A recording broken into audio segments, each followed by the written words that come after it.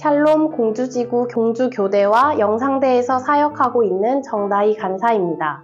오늘도 주님 안에서 기쁨과 감사가 넘치는 하루가 되시기를 소망합니다.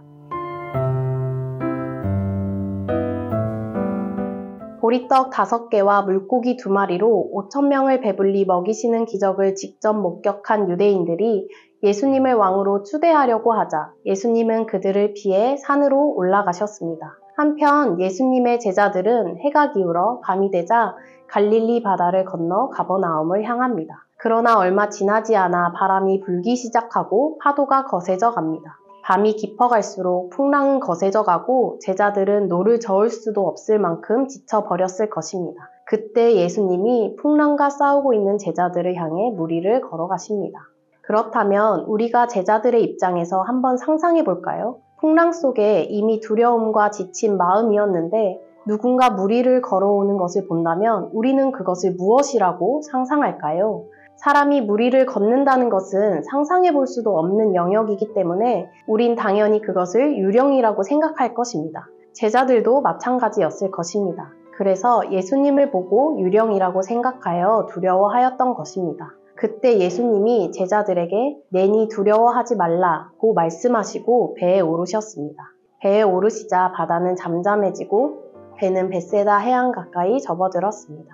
제자들은 갈릴리에서 내노라 하는 어부들이었습니다. 바다에 관한 것이라면 잔뼈가 굵은 제자들이었지만 풍랑 앞에서는 속수무책이었습니다. 이처럼 우리 인생은 우리가 가장 잘 아는 듯 하지만 풍파가 닥치면 우리도 본문의 제자들처럼 속수무책입니다. 우리도 인생에 그런 수고와 애씀으로 나아가지 못하고 전전긍긍하고 있는 때가 있습니다. 그런 우리의 인생의 풍랑에 바다 위를 요요히 걸어오시는 분이 예수님이십니다. 제자들이 풍랑으로 고통하고 있을 때 예수님은 기도하고 계셨고 그들의 애씀을 보셨고 걸어오셨습니다. 마찬가지로 우리가 겪는 고통스러운 과정을 하나님은 낱낱이 보고 계시며 다 알고 계십니다. 그리고 우리를 위해 기도하십니다. 결국 그 풍랑을 잠잠하게 하실 것입니다.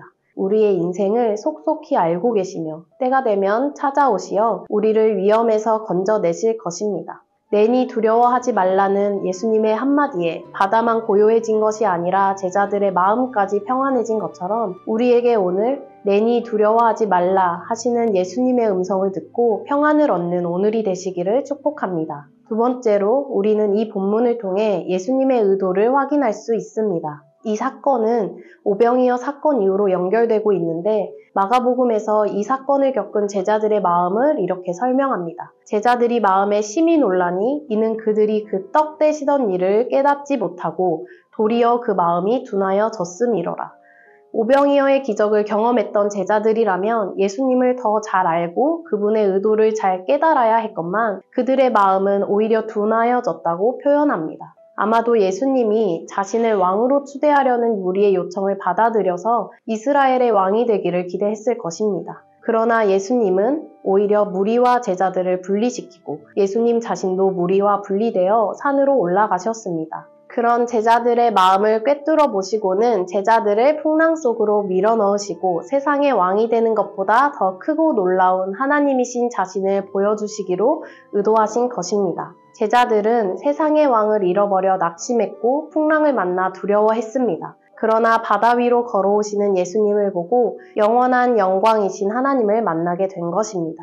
홀로 하늘을 펴시며 바다의 물결을 밟으시는 창조자이자 하나님이신 자신을 드러내심으로 제자들은 예수님을 하나님의 아들로 고백했다고 마태복음에서 설명합니다. 이와 마찬가지로 우리도 제자들처럼 하나님이 우리의 기대와 다르게 행하실 때 낙심할 때가 있습니다. 이를 통해 우리의 기대가 하나님의 기대와는 다르다는 것도 발견합니다. 여전히 우리의 기대로만 예수님을 제한하고 있지는 않습니까?